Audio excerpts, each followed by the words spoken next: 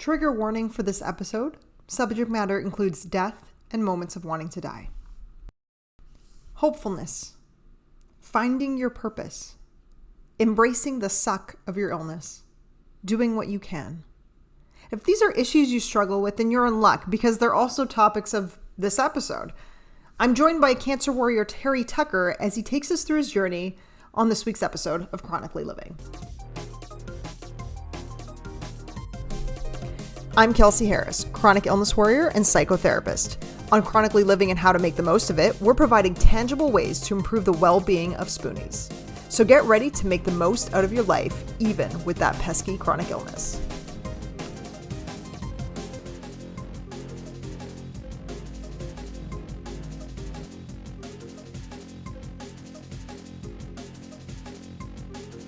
My name is Terry Tucker. I was born and raised in Chicago, Illinois, in the United States. I am the oldest of three boys. You cannot tell this from my voice, but I'm 6'8" tall, and I played college basketball in Charleston, South Carolina at the Citadel, despite having 3 knee surgeries in high school. When I graduated from college, I moved home. I was the first person in my family to graduate from college, and I was all set to make my mark on the world with my newly obtained business administration degree. And, I look back now and realize kind of what a knucklehead I was to think I knew anything about business just because I had a degree. Fortunately, I was able to find that first job in the corporate headquarters of Wendy's International, the hamburger chain, in their marketing department. But unfortunately, I ended up living with my parents for the next 3.5 years as I helped my mom care for my father and my grandmother, who were both dying of different forms of cancer. In my professional career, as I said, I was a marketing executive with Wendy's. I was a hospital administrator. Then I made a major change in my life and became a police officer and did undercover narcotic work and was a SWAT team hostage negotiator. I started my own school security consulting business. I was a girls' high school basketball coach. I've been a motivational speaker. Last year, I became an author. But for the last 9 years or so, I've kind of considered myself a cancer warrior. And then finally, my wife and I have been married for 28 years. We have one child, a daughter, who's a graduate of the United States Air Force Academy and is an officer in the new branch of the military here in the U.S., the Space Force. Terry mentioned that he considers himself a cancer warrior and has so for the past 9 years. He also has lost family members to cancer, as many of us have. So here's Terry's cancer story. So when I was diagnosed, I was a high school basketball coach, and I had a callus that broke open on the bottom of my foot, right below my third toe. And being a coach, you're on your feet a lot, so I didn't think a lot of it initially. But after a couple of weeks, when it didn't heal, I went to see a podiatrist, a foot doctor friend of mine, and he took an x-ray and he's like, Terry, I think you have a cyst in there and I can remove it. And he did. And he showed it to me. It was just a little gelatin sac with some white fat in it. No dark spots, no blood, nothing that gave either one of us concern, but he sent it off to pathology to have it looked at. And then 2 weeks later, I get a call from him. And as I said, he was a friend of mine. And the more difficulty he was having explaining what was going on, the more frightened I was becoming, until he just kind of laid it out. He said, Terry, I've been a doctor for 25 years, and I've never seen this form of cancer. You have a rare form of melanoma that presents either on the bottom of the feet or the palms of the hands. And I recommend you go to MD Anderson Cancer Center in Houston and be treated. And so I did. And I had the bottom of my foot excised to remove the tumor, had all the lymph nodes in my groin removed as well. And then when I healed, I was put on a weekly injection of a drug called interferon. And interferon for me was not a cure. It was just as my oncologist used to say, we're going to try to kick the can down the road and see how long we can keep this disease at bay. But the downside of interferon was it gave me severe flu-like symptoms every week after each injection. And I took those weekly injections for almost 5 years. So imagine having the flu every week for 5 years. And that wasn't a cure. That was just to keep the disease from coming back. 2017, the drug became so toxic to my body that I ended up in the intensive care unit with a fever of 108 degrees, which usually is not compatible with being alive. But fortunately, I was able to be saved. And as soon as the drug was stopped, the disease came back. 2018, I had my left foot amputated because of the cancer. 2019, it started to work its way up my leg into my shin, and I had 2 more surgeries then. And then last year, an undiagnosed tumor in my ankle area grew large enough that it fractured my tibia, my shin bone. And my only recourse right in the middle of the pandemic was to have my left leg amputated above the knee. And I also found out at that time that I have tumors in my lungs, which I'm being treated for now. Sometimes when I have clients share a story like that for me in the therapy office, all I can say is that is a lot for someone to go through. Yeah, it's, I always say, and on that uplifting story, most people think of melanoma as, you're out in the sun too much sun exposure and things like that. And that's the primary cause of melanoma. But then there's the rarer form that I have, and there's an even rarer form that appears in our mucous membrane. So in your nose or your mouth or something like that, but it's still melanoma. And I mean, when I first was diagnosed, I went through the gambit of emotions that I think anybody, all those emotions that we associate with grief, the depression, I was mad. I kind of bargained with God. I did all this stuff. And then I just realized, these are the cards that I've been dealt, and I'm going to have to play them, and I'm going to have to play them to the best of my ability. And it was kind of then that I started this whole, just embrace the suck. This is going to suck, but embrace it and use it to make you a better person, as opposed to, I always say that pain is inevitable in our lives. And I know I'm preaching to the choir when I'm talking to you about this, but, pain is inevitable. And it doesn't have to be, health pain or cancer pain or a chronic illness. I mean, you could flunk a test at school or break up with your boyfriend or your girlfriend, or, not get the promotion at work that you think you deserve. Pain is inevitable. Suffering, on the other hand, that's optional. That's what you do with that pain. Do you use it to make you a stronger and more determined individual? Or do you wallow in it and feel sorry for yourself and want people to feel sorry for you? It's a choice whether or not you want to, which one of those you want to, which handle, I guess, you want to grab on those. And I just figured, what? I'm going to grab the handle of, I'm going to take pain and flip it inside and use it to make me stronger, or, burn it as fuel or use it as energy just to make me a stronger individual. Pain is inevitable. Suffering is optional. I know I've said this on the podcast and my blog before. It's actually a fairly famous quote that's been attributed to a few different people, including the Dalai Lama, Haruki Murakami, and M. Kathleen Casey. It's true, though. And as Shinzen Young says, pain times resistance equals suffering. Interestingly, Terry hadn't heard the quote before he came to this idea on his own. I think I pretty much came to it on my own. It was, one of those things where, yes, I've been dealt a bad break. There were Winston Churchill, the former prime minister of Great Britain during World War II, had a great saying. He said, if you're going through hell, keep going. And I love that because, I think most people would look at my journey and say, yeah, you've kind of been through hell, but I'm still going, I'm still moving forward. And I always kind of think back to the Shawshank Redemption movie that came out back in the 90s, where they had the saying, get busy living or get busy dying. I want to be busy living. I want to be continuing to move forward. And, you're looking at me right now. There's no S on my chest. I'm not wearing a cape. I have bad days. I mean, there are days I cry. There are days I get down. There are days I feel sorry for myself. I just choose not to stay in those positions because they really don't get you anywhere. My grandmother used to always say that worry is kind of like a rocking chair. It gives you something to do, but it doesn't get you anywhere. And, so I love that quote. And it's like, you can feel sorry for yourself, or you can try to get up and you can try to move forward. And during those 5 years I was on interferon, I'll be honest with you, there were days I prayed to die. It's just like, God, please take me out of this. I am so sick of being sick, and I just prayed to die. And sometimes, I used to talk, I'm like, okay, I got to win this day. Well, sometimes winning the day was just winning this 5 minutes. I just got to get out of bed and I got to make it to the sofa. And if I can do that, it's been a good day. Or you know what, maybe I'm feeling really good and I can throw a load of laundry in the wash machine to kind of help my wife out and things like that. So, we kind of, I think a lot of times tend to, especially with whatever we're dealing with in life, I've got to do this. Well, if you break this down into, bite-sized chunks, it's kind of like, I've got to get better at something.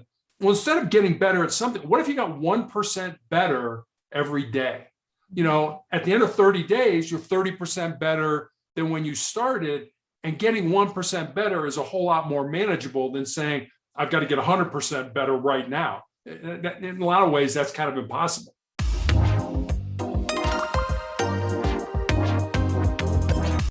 Terry has learned a lot about life and what it means to be human from his battle with cancer. And I think when any of us really start to reflect on our illnesses, we have the opportunity to do the same. So let's hear what Terry has learned. I think that we can do so much more than we ever thought we could do. I recall a couple quick stories. One was I read a story about a professor in the 1950s at Johns Hopkins University out on the East Coast of the United States who did an experiment with rats. And it was a pretty simple experiment. He took rats and he put them in a tank of water that were over their head. And he wanted to see how long they could tread water before they would drown. And the average rat treaded water for about 15 minutes. And just as they were about ready to go under, he reached in, grabbed them, pulled them out, dried them off, let them rest for a while. And then he put them back in that same tank of water. And the second time around, those rats treaded water for 60 hours. Think about that. 15 minutes the first time, 60 hours the second time, which taught me two things. One, the importance of hope in our lives. We've got to have something we're aspiring to or we're looking forward to, or life's got to get better. So we've got to have some hope in our life. And two, just how much more, the physical body that we have can do. And I've got a friend here in the US who's a former Navy SEAL, some of the toughest men, in the military here in the US. And they talk about their 40% rule. And their 40% rule says that if you're at the end of your rope, you can't go on. For them, you can't run another step or swim another lap or do another push-up.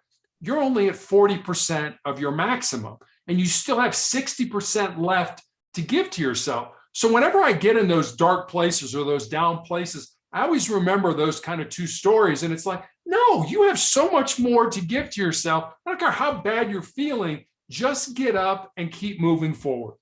I imagine it can be difficult to remain hopeful when facing cancer that continues to spread throughout your body.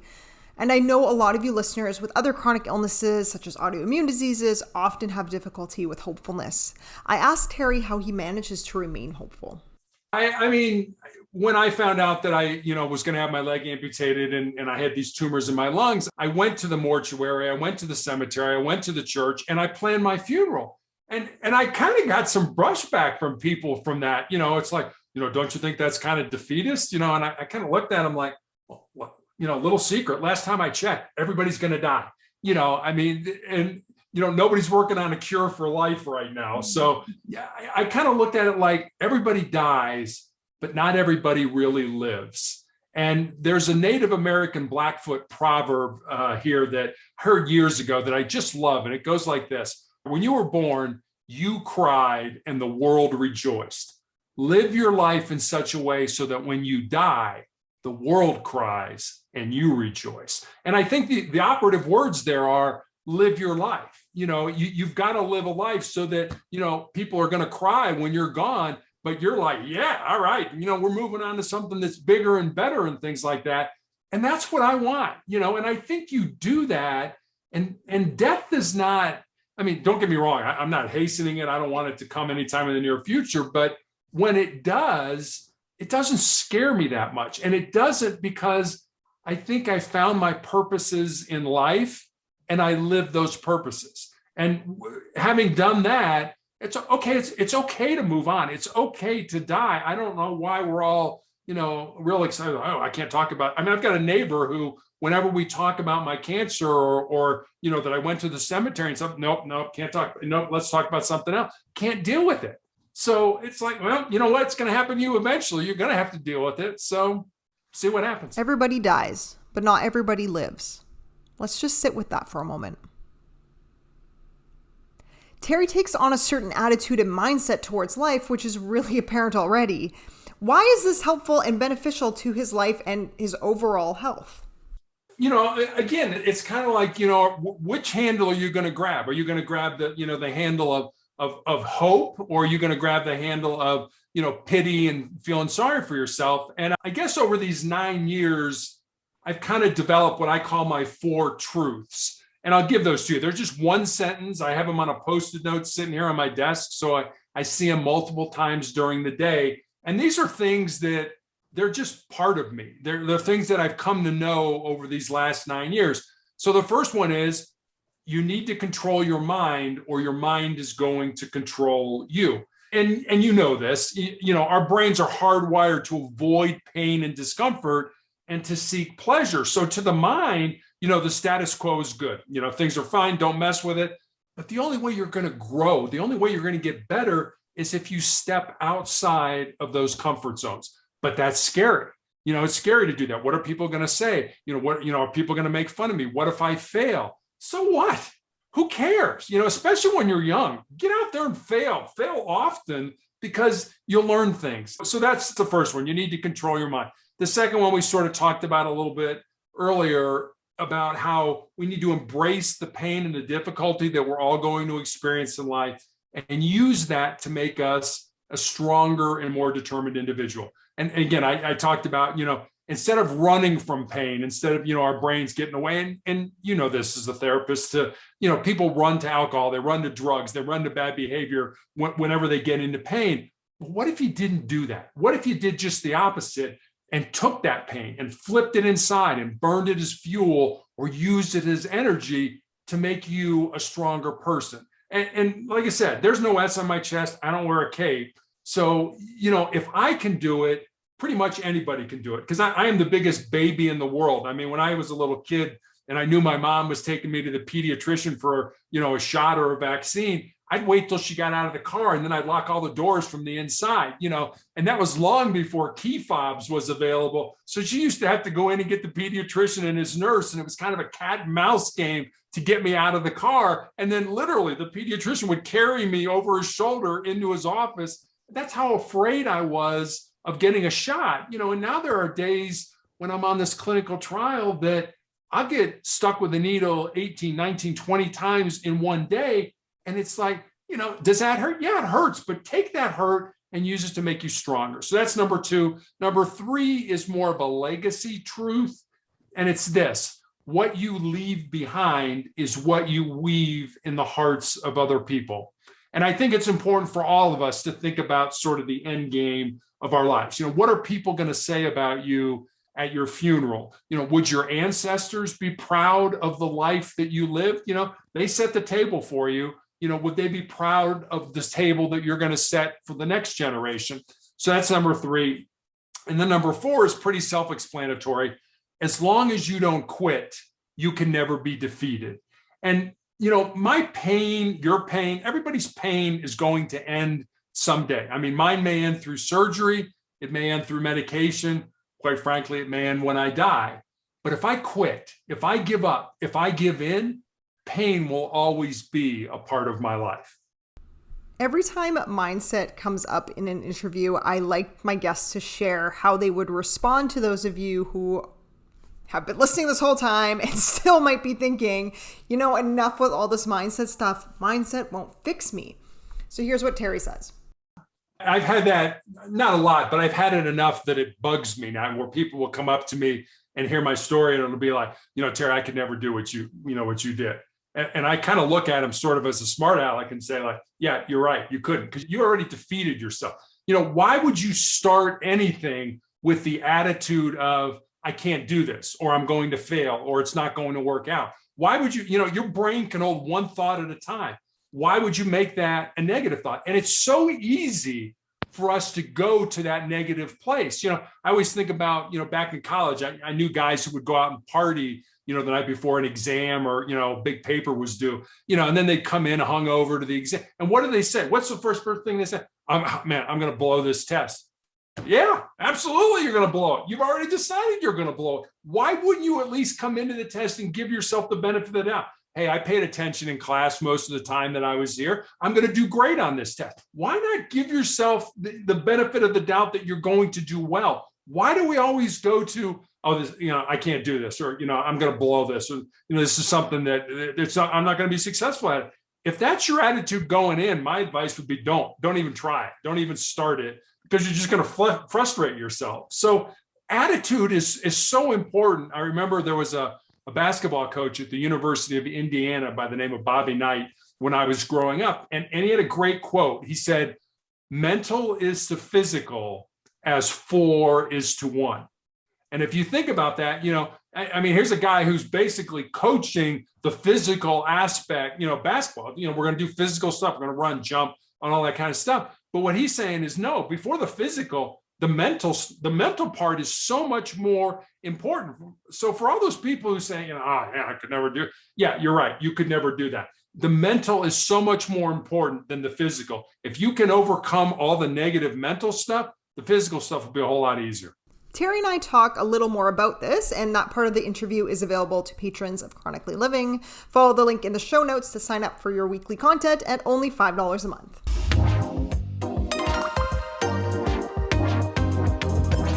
You might recall earlier that Terry mentioned he is an author, and he wrote a book, which I think we can have some takeaways from. So the book is called Sustainable Excellence, the 10 Principles to Leading Your Uncommon and Extraordinary Life. And it was really a book born out of 2 conversations I had. One was with a former player that I had coached in high school who'd moved to Colorado, where my wife and I live. And we'd had dinner with her and her fiance a couple times. And I remember saying to her, I'm really excited that you're living close and I can watch you find and live your purpose. And she got real quiet for a while and she kind of looked at me and she's like, well, Coach, what do you think my purpose is? I said, I have no idea what your purpose is, but that's what your life should be about. Finding the reason you were put on the face of this earth and then living that reason. So that was one conversation. And then the other conversation was with a young man in college who reached out to me on LinkedIn and he wanted to know what I thought were the most important things for him to learn to not just be successful in his job or in business, but in life in general. And I didn't want to give him the, get up early, work hard, help others kind of stuff. Not that those aren't important. They are. They're very important.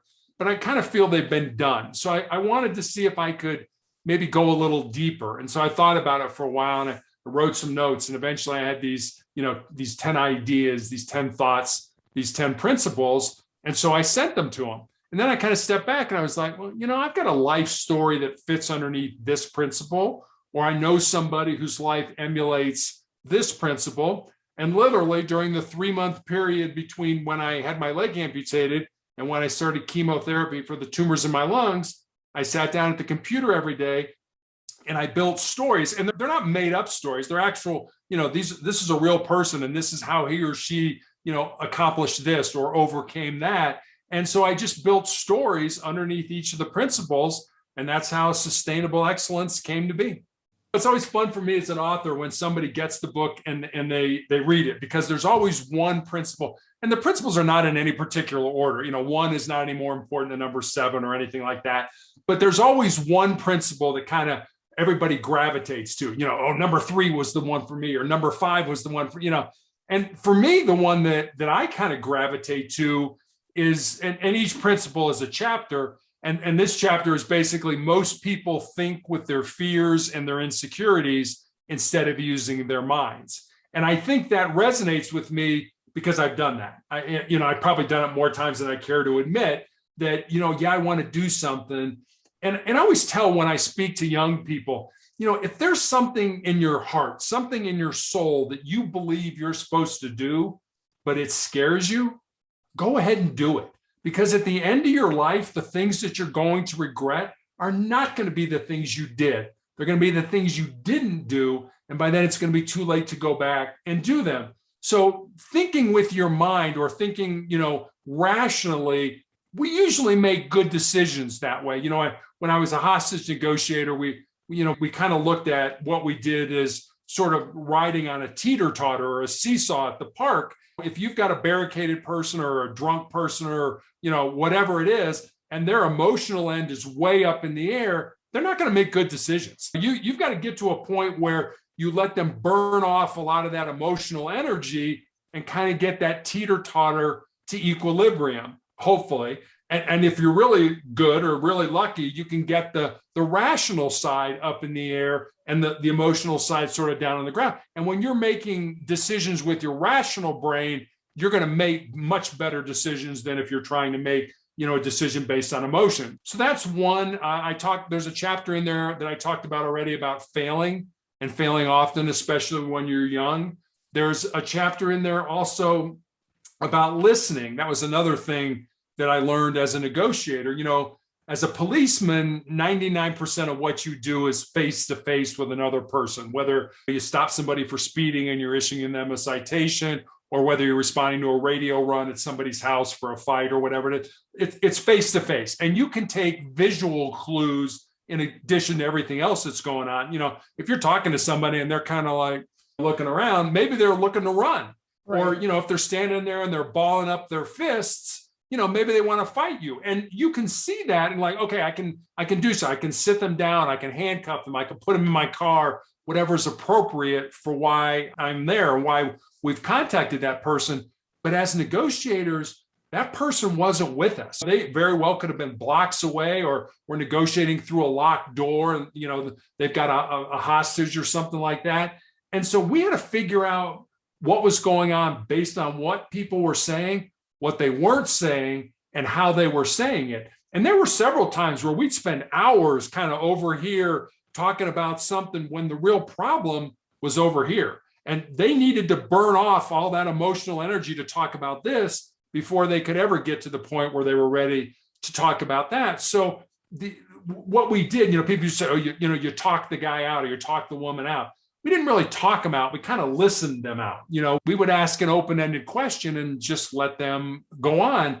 And you had to be real good, or you had to be comfortable with silence. You had to be comfortable with when you asked a question and they, started talking, and then there was that silence. And as human beings, we like to fill that silence. We don't like it, but we had to get good at just let it go. Just let it sit there, because what'll happen is the person will start talking again. And that's what you want. They don't want to hear you talking. They need to talk. They need to get that emotional energy out. So one of the chapters is about listening and the importance of listening to understand, as opposed to listening to respond. It's like, hurry up, Kelsey, say what you want to say, because I want to get my 2 cents in. Well, that doesn't do any good. But if it's like, hey, Kelsey, I hear what you're saying. I don't know if I agree with it or not. Where are you coming from that? That's listening to understand. And that is so important, because as a society, as a world, we're not doing much of that today. We're just yelling and screaming at each other, and we're really not getting anything done because of that. I think if we spent more time trying to listen to understand where the other person's coming from, we might be in a better situation. So what I love about Terry's book and his principles is they're applicable to many areas of life. So one example is what Terry just said about listening makes perfect sense to me, because as a therapist, I mostly listen. Sometimes I reflect back or ask a question. Often I wait in silence until the client starts talking again. So it's a lot of listening. If you're interested in reading Terry's book, it's available at all major bookstores and in both ebook and paperback. Ready for our lightning round questions? Yes, ma'am. All right. So what are the top 5 songs that describe your life? I have my list. So I think the first one would be My Way, the old Frank Sinatra song. Kenny Loggins' This Is It. The Impossible Dream, which is from The Man from La Mancha, an old movie and play. We Are Family by Sister Sledge. And then You Gotta Have Faith. I would say those would be my 5 songs. Nice. Yes, I definitely see a theme there. What's one thing you can't go a day without doing? Praying. I probably spend an hour every day in prayer. It helps me. And I've met a lot of people through my cancer journey that I spend time praying for them, because I told them I would. And, if I tell you I'm going to pray for you, I'm definitely going to pray for you. Yeah, that's beautiful. What's one thing you plan on doing in your life that you haven't yet? That's a good question. I don't know. I'm a little bit limited in my mobility these days. When I wrote Sustainable Excellence, it's a book about success, how you can be successful. I'm kind of researching, I haven't started writing yet. I'd like to write another book about another word that starts with S, and that's significance. Success is what we do for ourselves. Significance is what we do for other people. Now, I think you can be both. I think you can be successful and significant, but I think I'd like to try to write, whether it happens or not, a second book that would be more about, significance. So that's one thing. And then there's I don't know, that many years ago, there was a movie that came out called Field of Dreams, starred Kevin Costner in that. I'd like to go with my daughter, who's an adult now and recently got married. I'd like to go with her to that baseball field and play catch. So Cool. I know it doesn't sound like much, but I think it'd be kind of cool. Yeah, I think that's awesome. Describe your perfect day. Any day I don't have to go to the hospital or the doctor. I think that's in all honesty, I was talking to a friend of mine who's probably about 10 years older, has been in a wheelchair for a number of years, not cancer related, more spinal cord related. And he said, I would just like to have a period of time where I didn't have to go to a doctor. And I'm like, you know what? I know exactly how you feel.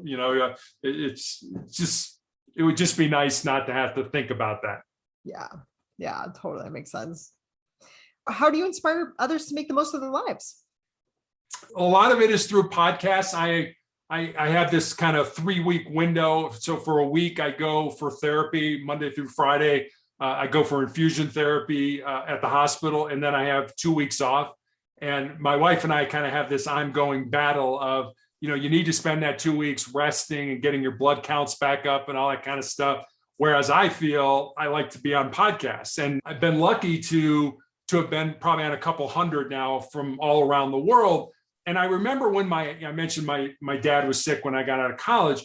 He had end-stage breast cancer. And back in the 1980s, they did not know what to do with a man with breast cancer. So they told him to pretty much go home and die.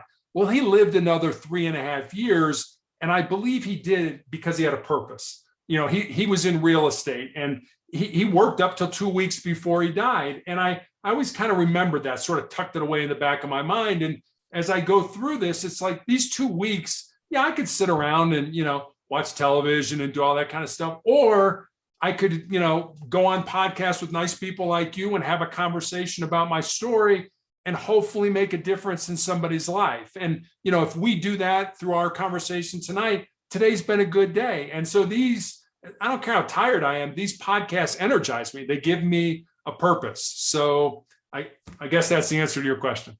Yeah, that's amazing. You've been an amazing guest. Where can we find you, follow you? You already mentioned where we can buy your book, which is everywhere. Yeah, I have a blog called Motivational Check. Every day I put up a thought for the day, and with that thought comes a question to just kind of get you to think maybe how that quote could apply to your life or how you could apply it to your life in some way. On Mondays, I put up the Monday morning motivational message, which is usually a video or a story. It's a little bit longer. I realize people's time is at a premium, so everything on there is pretty quick. Get in, get a quick hit of inspiration or motivation, and then move on. So motivationalcheck.com will get you to me. It'll get you to my social media sites. You can leave me a message if you want. So yeah, motivationalcheck.com. Perfect. And that will definitely be in the show notes. Terry, thank you so much for coming on. You've been an absolutely amazing guest. This is, beyond what I was even expecting. So thank you so much. Well, thank you for having me. I mean, again, I really mean that. Hopefully our conversation when this airs is going to make a difference in somebody's life. And if it does, today's been a good day.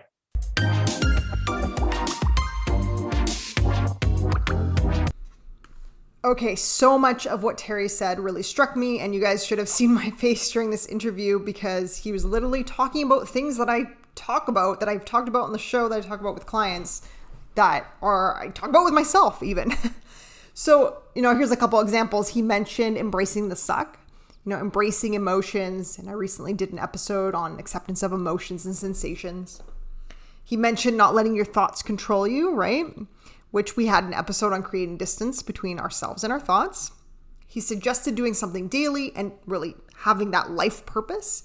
So for more on that, you can listen to the episode I did on values-based living. Terry's another example this season, and there have been so many, of people who do these things and feel like they are living good lives despite the physical challenges that they have. So let's do our reflection. What did you notice about your thoughts and feelings during this episode? And what are you noticing now about that noticing? I wanted to do something a little different this episode and dedicate it to a few people in my life who have died from cancer. So first, my Baba, my mom's mom, who died in 1998, just a few days after I turned 13. She was one of my favorite people that has ever lived. My uncle Ken, my mom's brother, died long before I was born, back in the 1960s, before there was really much treatment available. My neighbor Janet, who passed away from breast cancer in the summer of 2020, and she was just a really lovely person and a great neighbor. And then most recently, my ex-wife Jessica, who was an amazing person and someone I kept in contact with after our divorce until about a year before her death. And I know we pretty much all have loved ones who have died from cancer or who are currently battling cancer. And so this episode is really for all of them. And I'm breaking tradition, and next week there will be another interview episode, making 3 in a row. But until then, keep making the most of it.